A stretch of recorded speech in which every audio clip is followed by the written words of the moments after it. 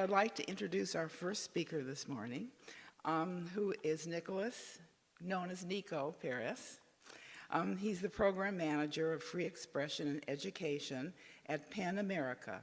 In this role, he advances PEN America's efforts to catalyze more informed civic culture through free expression, education for the rising generation and the general public, and supports advocacy and analysis and outreach in the national debate around free speech and inclusion in higher education. Perez led Next Gen PEN America, PEN America's campaign dedicated to empowering a new generation of free expression advocates and building a youth advocacy network that can work together to facilitate positive change. Perez previously worked for the Columbia University Human Rights Advocates Program and consulted for the Human Rights Education and Training Section at the United Nations. He holds a master's degree from Columbia University in Human Rights and Humanitarian Policy and a bachelor's degree from Georgetown University in International Politics. He also was a Global Leadership Fellow at Waseda University in Japan, a Model United Nations Advisor at Miracosta High School, and a forensics researcher for the Ahad and Unam Genocide Research Agency. Oh, what a background. So the lecture today is Banned in the USA, PEN America, and Defending the Freedom to Read. Niko?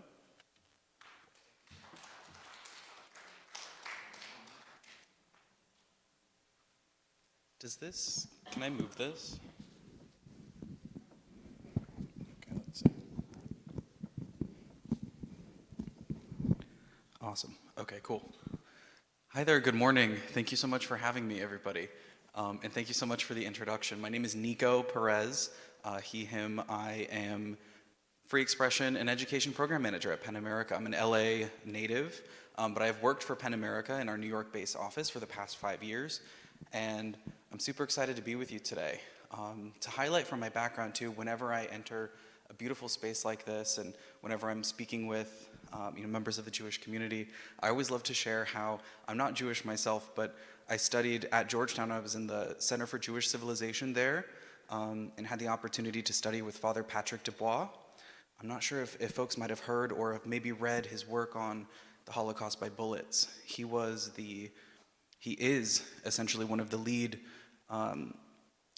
genocide researchers in the world. He's responsible for finding, I want to say, somewhere between at least 2 million more victims from the Holocaust that were never counted in the number 6 million.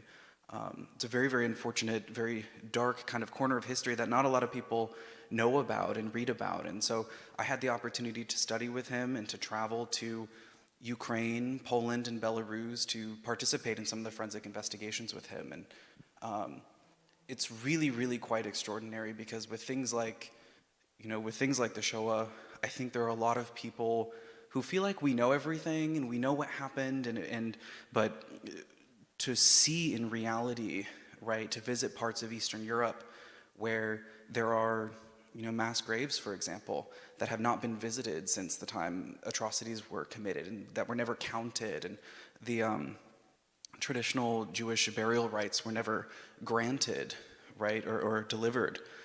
It was an experience from my study and my research with Father Dubois that has really guided me along this career trajectory of bearing witness to history and bearing witness to atrocity and realizing that as human rights advocates, how important that is for us to do the work that we do.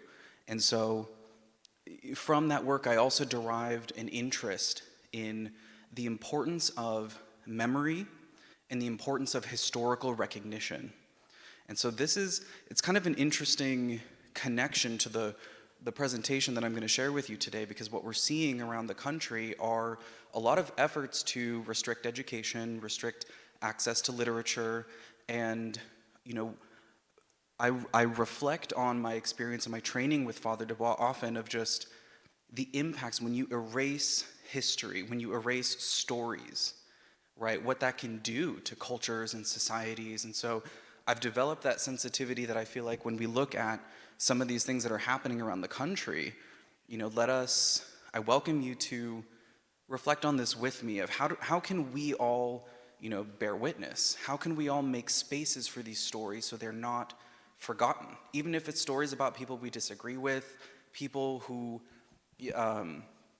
are from backgrounds and identity different from ours. Like, it's so important, right, that we protect these stories and that we find a way for youth to access these stories in a way that makes sense for everybody, right? So that's a little bit of just my introduction, kind of setting the stage for you all, but thank you so much for welcoming me into your space to have this conversation with you.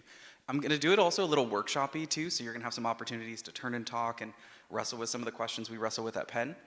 But first, an introduction to Penn America. Free speech. It's not just the right of the person who speaks to be heard. It is the right of everyone in the audience to listen and to hear. It means one thing to him and another to her. Nobel Committee has decided to award the Nobel Peace Prize to Narges Mohammadi. One thing to them and something to them. Genderqueer is the story of my life. If my work was not considered, dare I say, ban-worthy, then maybe it's not worthy at all.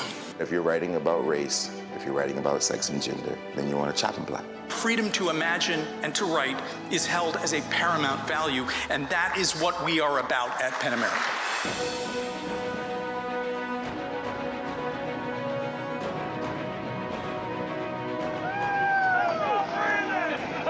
Why take away all these excellent books? It's like you're trying to slow down children's reading. Why do that? The two of my novels have been banned. Be careful. Don't read these books. As poet Nikki Grimes says, to plant seeds of empathy and compassion. That is what is at stake in today's movement to ban books. In the last school year alone, First Amendment advocates at Penn America found Florida had more than 40% of the nation's book ban cases.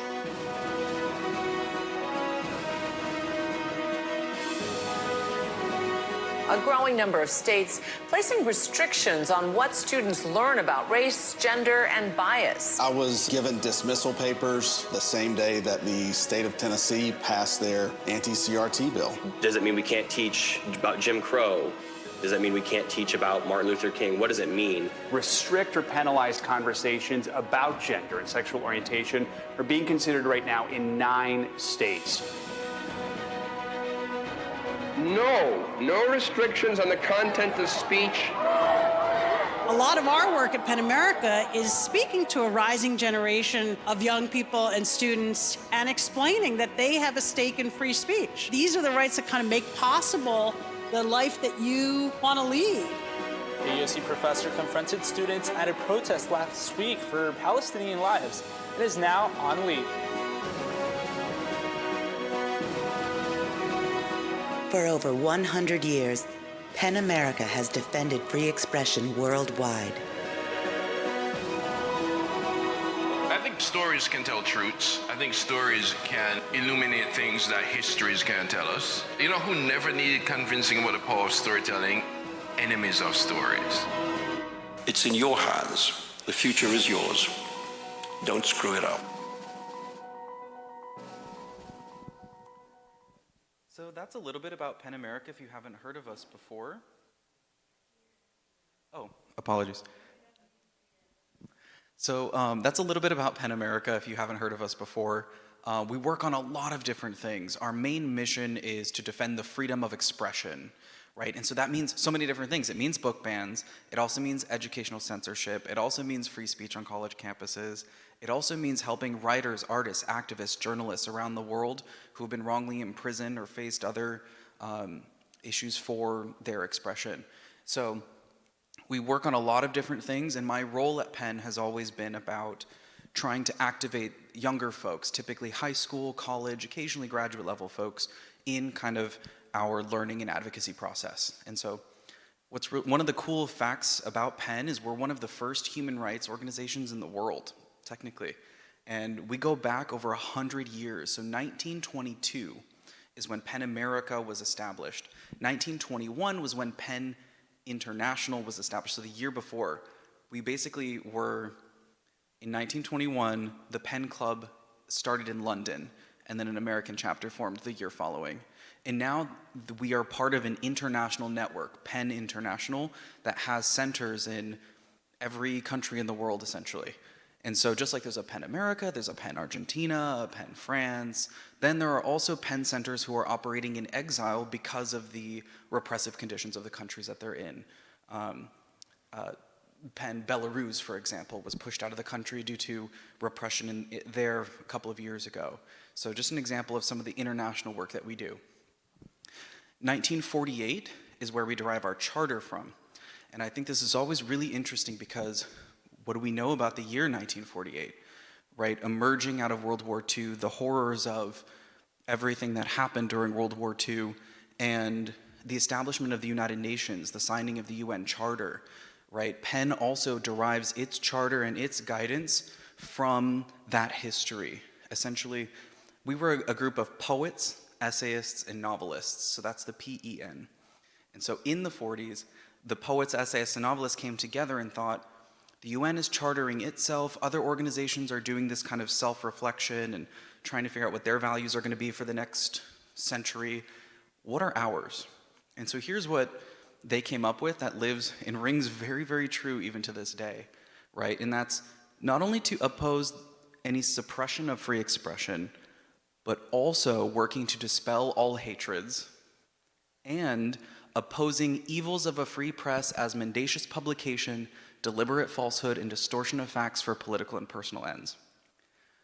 All of the young folk who think that fake news is a new phenomenon can look to this very literary way that the writers coined it, for years, right? This isn't a new problem, it's just the technologies have become different, right?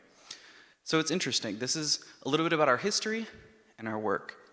And so now we're going to focus on book bans and defending the freedom to read, as that has really emerged as one of Penn America's biggest issues that we've worked on for the past few years during my career at Penn.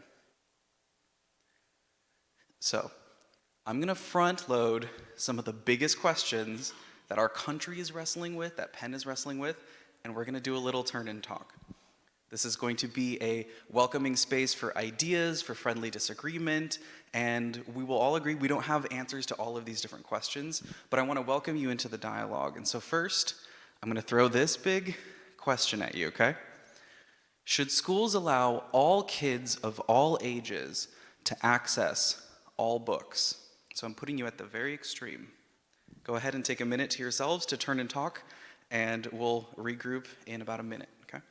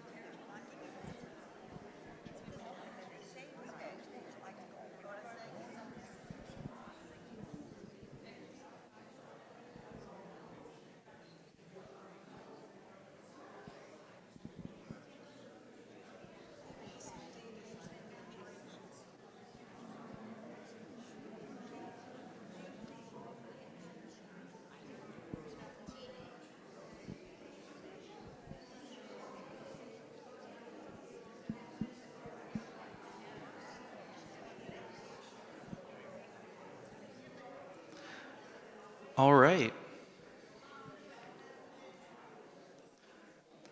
Let's go ahead and fold back in, and let's start to harness some of the collective wisdom. Would anybody care to share their thoughts? And again, welcoming space, friendly disagreement, having a good faith conversation. We don't have all the answers, but would anybody like to share some of their preliminary thoughts? And I can run the mic, perhaps. Yeah. Okay, I have a definite answer to that. The answer is yes or no. And the one thing that I do remember is that when I was growing up, there were certain books that we weren't supposed to look at. And if you told me as a kid not to look at something, I would somehow find that book and look at it, okay? Now, there was a book when I was about, I don't know, 10 or 11 years old that all the boys were talking about, called Lady Chatterley's Lover. It's a great book. It's a great book. And I thought, well, I didn't look at it because it was a great book. I looked at it because it had some sexually explicit language in it. So I got the book in the library, and I sat there in the library. I got about 3 or 4 pages into it. I said, this isn't for me. So I put it down, and I wasn't ready for it. So maybe the answer is yes, because you give kids access to the books, and ones that they're not ready for, they're really not going to be able to get much out of anyhow, unless you're talking about books that are porn books or something like that. Anyone on this side? Here you go. I have a story about Lady Chatterley's Lover. I was raised in Boston, and you heard the term banned in Boston. Well, Lady Chatterley's Lover was banned in Boston. And my junior high school, we had one book, and and nobody knew you were signing up, and you signed up for it. And you got to your name, you got the book. So I got the book. It was the most boring, dullest book I've ever read in my life. They banned it, so all the kids wanted to read it, but it was complete waste. So, I mean, by saying no, you're going to have more of the young people wanting to read it. Thank you. Well, I think I'm in agreement that as soon as you restrict something, then you are asking for someone to be more interested in it. Of course there are limitations. I mean, we were just talking about access to pornography. Of course we don't want our children to do this, but in the common books that are available, it puts, once you go down, you're going down a slippery slope. One of the stories that I like to tell is when my grandson was very young. He loved movies, but there were certain movies he was not allowed to watch. So as soon as you walked into the house, he made you sit down and look at his book. And his book was a list of inappropriate movies, it was called, and appropriate movies. And you had to go through the whole book before you could even have an some kind of dialogue. You had to look at all the movies that were inappropriate. Any other thoughts? Well, I don't think schools should be banning books, but I think parents should have some control over what their children see. And if they want to secretly do it, then let them do it. Or they're going to do it anyway. But I think what we're seeing today is they're trying to ban books because they don't like what's in the book, even though other people may like it. And I don't think you or I should be banning someone else's kids, what they see, basically. Any other thoughts? Yeah, and a follow-up? The books they are banning now are not inappropriate.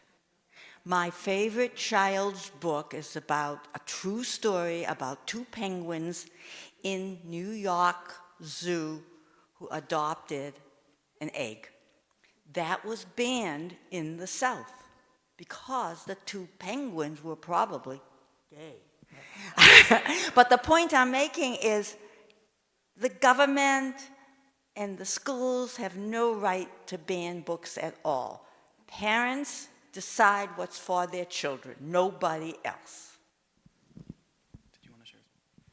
So I lived in South Africa where books were banned. They banned them for ridiculous reasons. One, which had consomme in it, was banned because they said it was too related to consummated. So actually, it was so ridiculous. But when I was a kid, also, my mom kind of hooked 2 pages together of something that I was given to read about evolution, sex, and whatever. And so, of course, the first pages I read were those 2 books. I unclipped it and read those pages.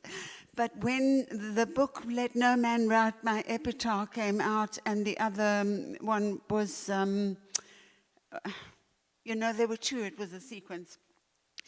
I actually gave it to my teenage boys to read because it was dealt with drugs. And I knew that it was very sexy and that they wouldn't put it down because they were that age, and they didn't, and they read it and they never went on drugs. So.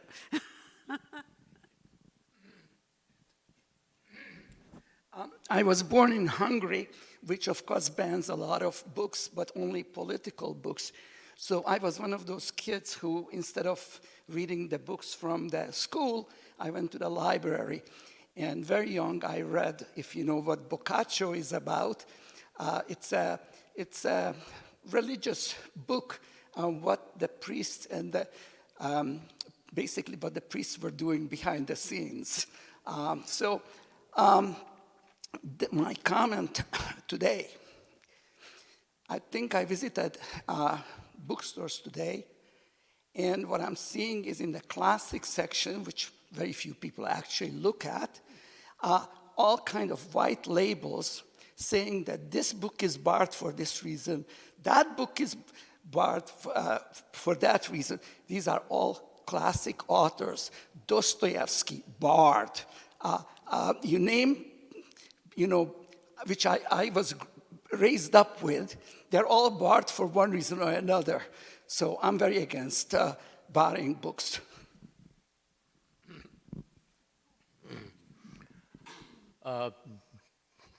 It's interesting, everybody who's banning books say it's up to the parents, but as I gather from the books that have been banned, most parents have never read the books themselves. They're depending on somebody else to decide what their kids should read. As a matter of fact, if you wanted to be, one of the tricks that they use all the time is to pick out a specific sexual section, which would pretty well ban the Bible. So, yet going back many years, and I can say that 50 years ago, libraries often had sort of a restriction section for kids, yet if the parents send a note saying let them read the books, maybe that's an answer to part of this banning the books. And as I said, most parents haven't read all the books they're banning anyway, so somebody else makes the decision for them. Thank you. And last thought over here, sorry. There's going to be more discussion on The kids who are younger than the books are meant for, they may not fully understand what the books were meant to be read and what they were supposed to be all about. So they only pick up a piece of it, and they may say, this is what the book was supposed to be for, and it's not. Thank you. So I'm going to, one more? Okay, one more, and then I'll keep us moving here. Good question. That's a really good question. Well, if you're going to ban books in school, you probably need to ban books on the internet, because I have a few grandkids, and I wish they'd read more, and I wish they'd read the books I had to read, but they don't, or maybe whatever, but they get whatever they want.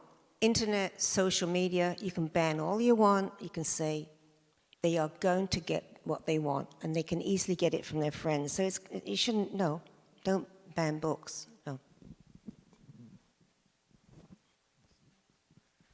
All right, so just kind of in a brief summary from kind of what I'm hearing is a lot of discussion about the role of parents in this equation, right? Schools are kind of one thing, should schools allow these kind of books? there were some kind of, yeah, we should be trying to make efforts to make these books as available as possible, but parents have a very real role in this. And what we may decide for our kids may differ from what another parent may decide for their kids, right? So how do we deal with that challenge, right? And so I'm going to lead us to the next question.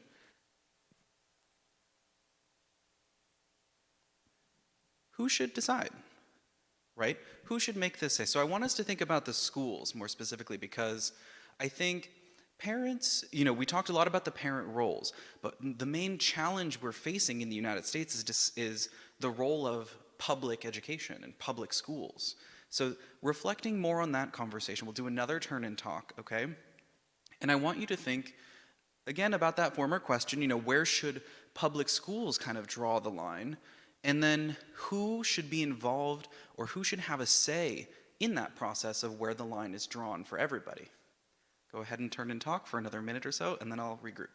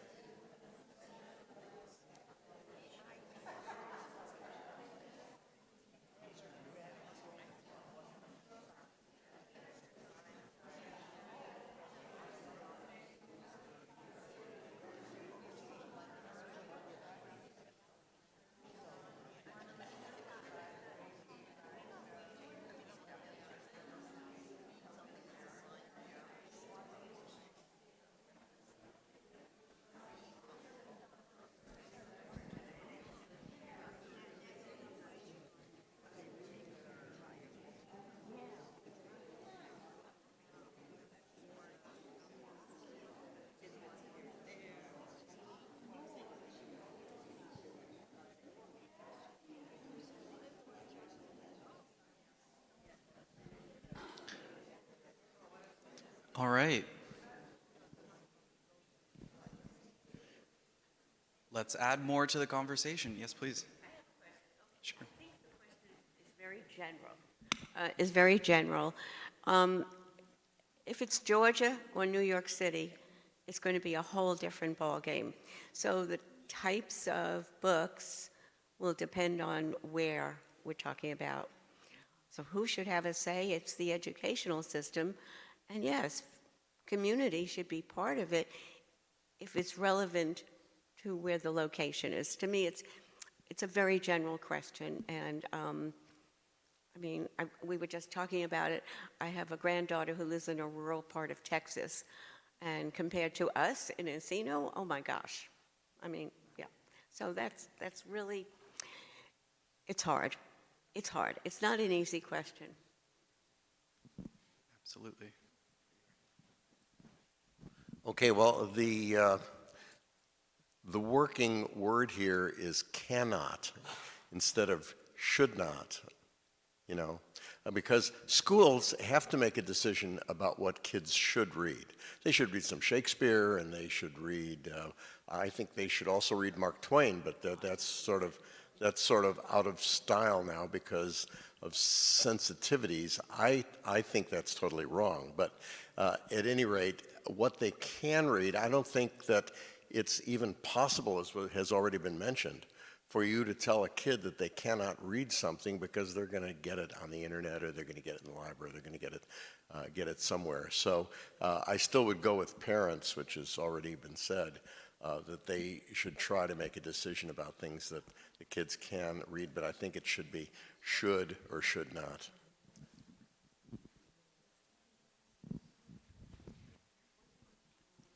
I think books reflect the changing beliefs in the community. A lot of books. For example, today with gender fluidity, okay, is something that's come to pass. And our generation especially grew up with the idea that there were two genders and nothing in between. And so there's a rebellion by the powers that be in a lot of places that they don't want kids to know about this. I mean, after all, it goes against what they believe. And I can give you a good example of that is a few years ago, we learned about a relative who was gender fluid in our family. And when I talked to my grandkids, who were teenagers at the time, they looked at me like, what are you talking about? There's nothing, I got friends who this, that, and the other thing. And it's a rebellion by the older generation against what the newer generation is learning out in the world. And it's a lot of books and things like that, and they don't want them to learn that. But the fact is, they're going to learn it anyway. You can't stop it. As I say, from my grandkids, I realized I was behind the times, not them. Any new voices? Oh, thank you. Thank you. I see a lot of the issue as financial. What kind of a budget does the school have, or a public library, and who's in charge of picking the books to fit into that budget? Is it the parents or community or a professional person? Thank you. So, one last thought. Yes, back here. Please. No problem. Talk about the separation of church and state. So I guess one of the aspects of this issue is separation of religion from the government, and especially in the public school system, should certain communities impose their religious values on other children, as well as the faculty for teachers who may be of a different persuasion, imposing values on them and their professional obligations. Thank you. So, again, another general, right, challenging question, right? But a lot of times what we see, like in different parts of the country, right? Like this is kind of the simple question that a lot of places are, wrestling with, and so. A lot of you mentioned in our prior conversation, right, that there's a role for parents. I mentioned to you that these are questions that our public school systems are wrestling with. And so some had mentioned that there should be some community involvement in kind of navigating this, right? Some parents involved. Kids would argue that they should also be involved, right, and be in that process of deciding what they can and cannot access in their public school classrooms and libraries, right? The question of what, can and should they have, right? What can they access on their own for their reading versus, what I see as kind of the educational censorship question, which is trying to restrict what and how teachers teach. So what's interesting is a lot of different audiences that we'll speak to about this question. People say parents, people say school boards, people say community, people say kids, right? The teachers, right, who actually went to school and read these books and they're part of the curriculum, the librarians who go to school specifically to curate their collections, right? There's a general kind of agreement among folks at the local level from California to Georgia to New York to Texas, right? And that's, all of these people should have a say. We're a free country, we have free speech, free expression, so why shouldn't we be trying to enable as many voices as possible in navigating this challenging question? And why shouldn't we be leaning towards access and leaning towards free speech and free expression? All of those people that we just kind of talked about, when I tell you that some people will also say that there should be politicians involved, but but it's usually not people's go-to. People aren't really thinking, yeah, I want that elected official to decide what is read and accessible in school districts, right? I think it's fair to say that politicians should be involved in that community level process, right, to help try and reflect policies from the community. But what we're seeing around the country is a silencing of voices, right?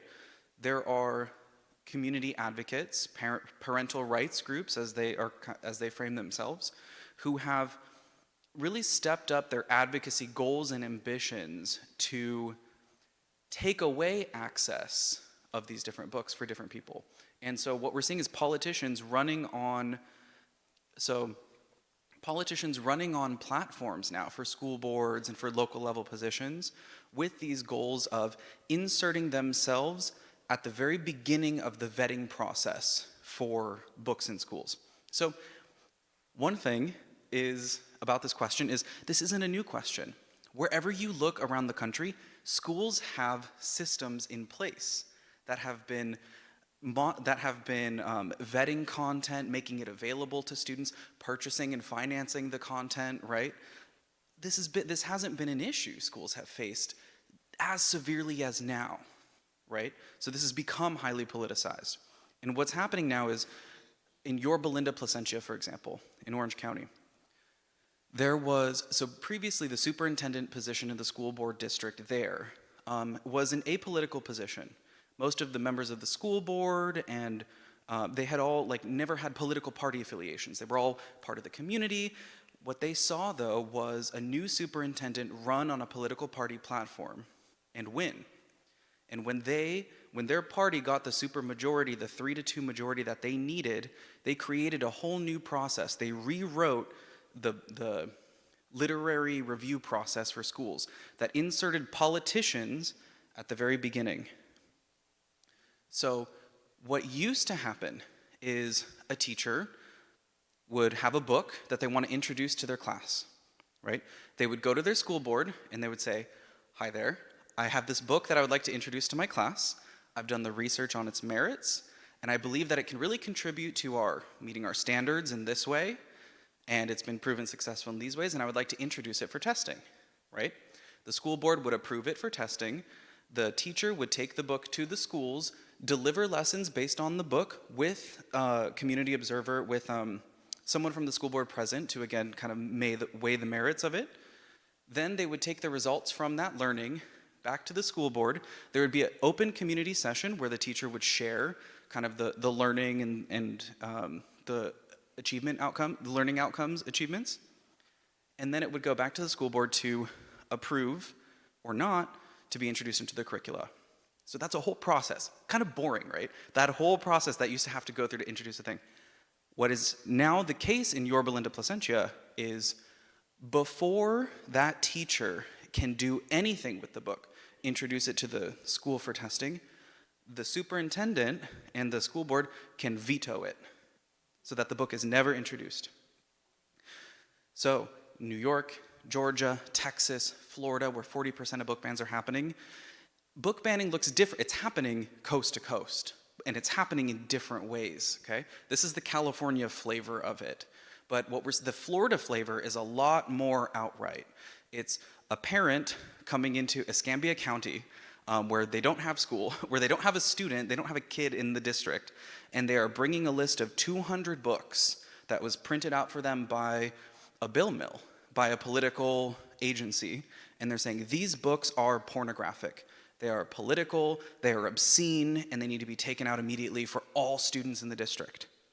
And the school board there, empowered by state legislation, will then vote to pass that, remove the books from the libraries, from the classrooms, and it's a lot more blatant and outright.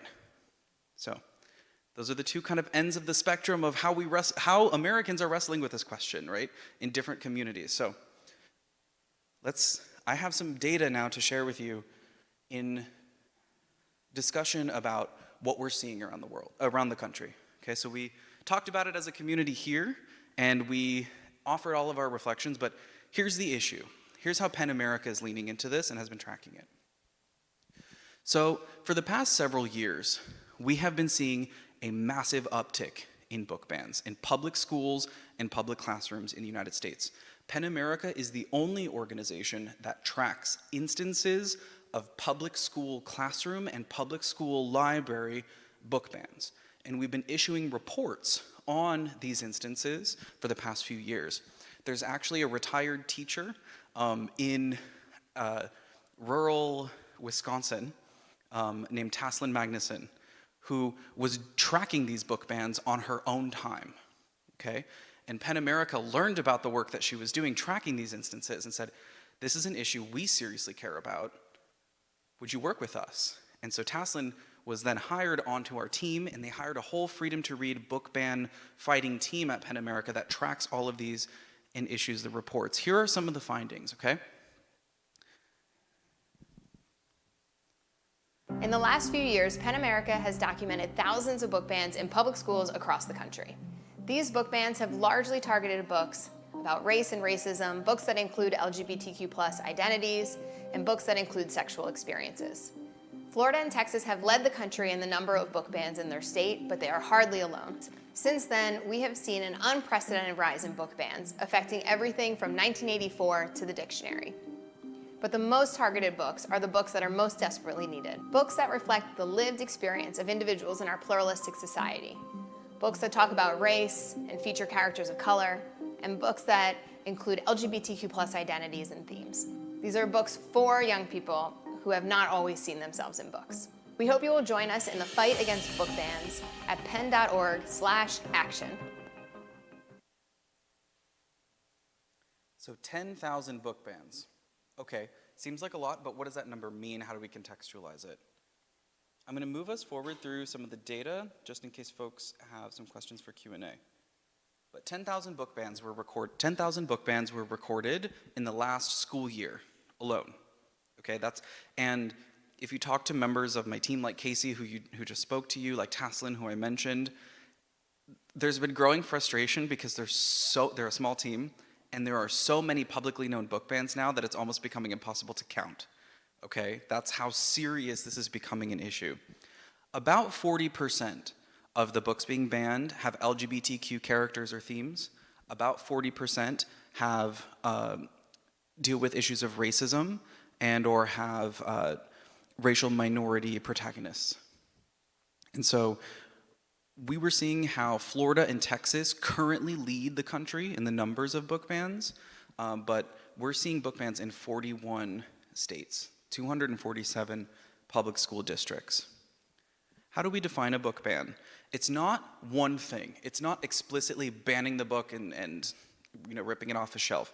It can be different things. It could be a book that was previously accessible that now it has a new restriction placed on top of it, right? So these have been, a previously accessible book basically being restricted based on its content.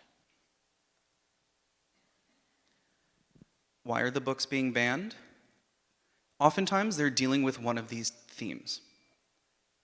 About 40% have themes of violence, physical abuse. I wasn't allowed to watch Power Rangers as a kid. I don't know if anybody remembers that one, but because it was too violent, right?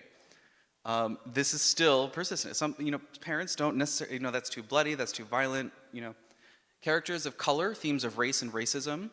There's a growing kind of effort in this country to try and limit efforts for diversity, equity, and inclusion, or the teaching of racism and racial history in the United States.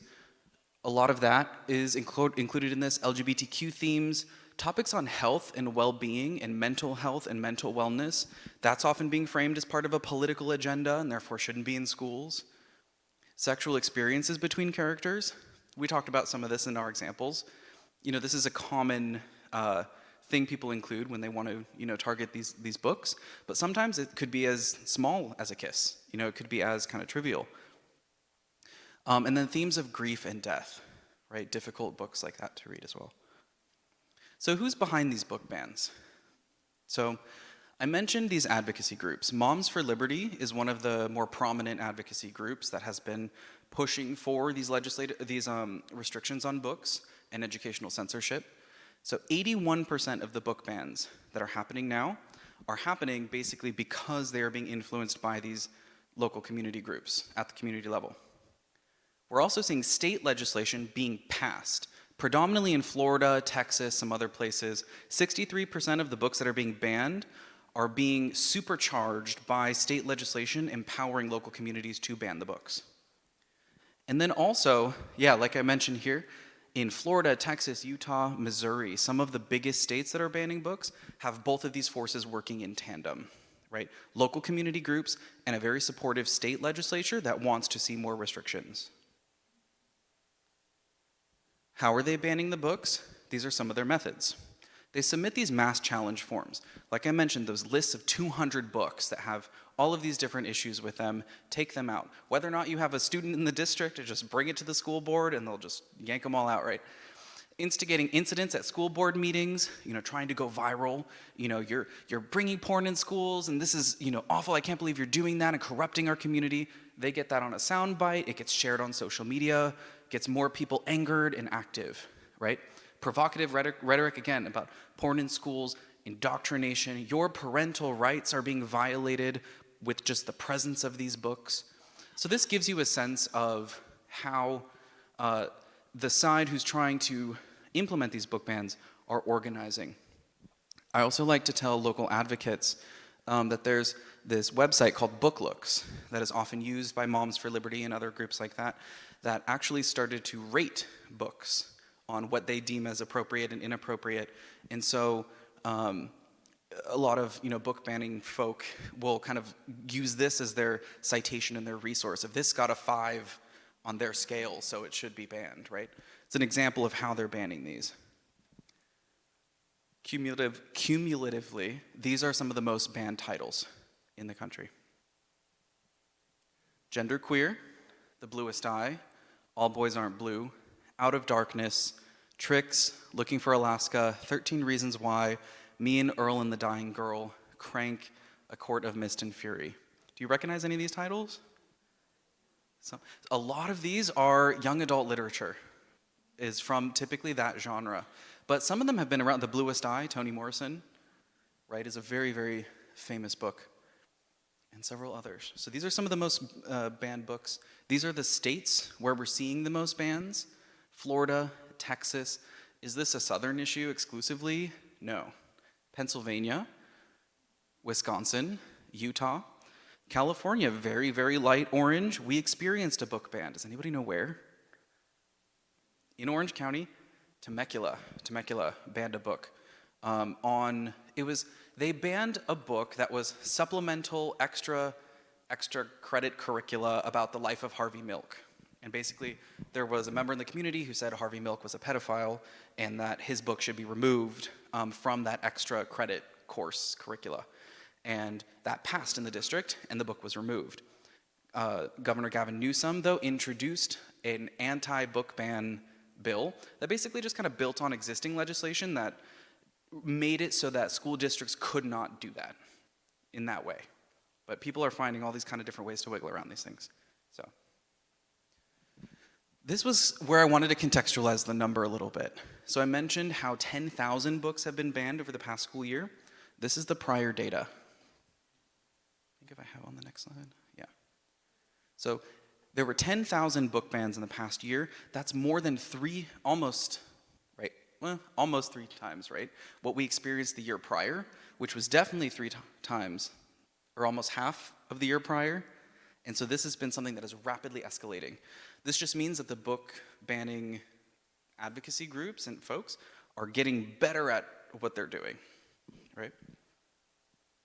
10,000 books being banned. Here's some fun illustrations of what those books, when stacked, what we're talking about as a visual. Nearly triple the number from the previous school year. We saw Iowa tick up most specific. That was kind of the state where we saw the most. Florida has always been kind of the usual suspect. Iowa joined Florida over the past year in being a predominantly predominant book banner. And we're also seeing a lot of the new increase in book bans focusing on romance, women's sexual experiences, any book that mentions or deals with issues of rape, sexual abuse. That's been kind of the new evolution. So a lot of this started from very, very brief history, critical race theory, conversations about critical race theory, that became kind of brought into just any discussion of race or racism, racial legacies in school. So that was kind of the first wave from a few years ago. Then it became about LGBTQ identities, and now we're seeing it's kind of getting more into like women's health and women's sexual experiences. So this is all cumulative though, right? Some of the most banned titles from the past year. Oh, in case you recognize any. Let me read Roots, The Kitchen God's Wife, How the Garcia Girls Lost Their Accents, A Tree Grows in Brooklyn, Finding Junie Kim, How Stella Got Her Groove Back, Death on the Nile, James Baldwin, can't read that one, Blade Runner, Could Sassy Tree, Black Reconstruction in America, Prodigal Summer, some of the most banned titles. Bans continue to affect LGBTQ folks and deal with race and racism. And like I mentioned, our team that's counting these things are very, very overwhelmed. It's becoming almost impossible to track, right? So there's a lot that's unreported. So what can we do? We're seeing a lot of local movements around the country that are taking action. Lawsuits where possible, right? Supported by PEN America, supported by the ACLU. We're seeing students, stand up to kind of push back. There's also a lot of different efforts that PEN America on our website. We have different, sign-on letters and sign-on petitions to, let our legislators know that this is an issue we care about. A lot of advocacy happens during Banned Books Week, which is September, sometimes October every year is when you'll see a lot of activity on this issue. Supporting organizations that defend readers and writers. So these are some of them: Unite Against Book Bans, National Coalition Against Censorship, American Library Association. And I included here photos from some local students that I work with, some local anti-book ban activists. They're called the Golden State Readers. They took some of PEN America's programs before and organized among themselves. Some are from NorCal, some are from Coachella Valley, Manhattan Beach. So they're all from different places, and they started this really cool campaign, wrapping their backpacks in caution tape to raise awareness and go viral about the issue. This is something that they've done for the past couple of years. That has been really, really fun. And so if you also like that visual, next year around Banned Books Week, it's an open campaign for anybody to get their schools, communities involved. Voting, of course, reading these books, and speaking out. Some other, just super briefly, some of the other kind of photos from, with the Golden State Readers and other places. NorCal, San Diego, Pasadena City College. This is my high school, Manhattan Beach. This was Irvine. So there's a lot of things that we could do, but thank you so much for listening and hearing about this issue and caring. Really, it's awesome. I'm not sure if I exhausted all this. Do we have a moment for? Brian, do we have a minute? Well, our break will be a little less. Our break will be a little less. We had one more question here. Okay, that's a good idea. You know what? That's a great idea. Afterwards, you can go up and talk to Niko. And I want to thank you so much. You've been very informative in all the work that you're putting in with PEN. And I love the turn and share idea that we had. I think that worked very well for us.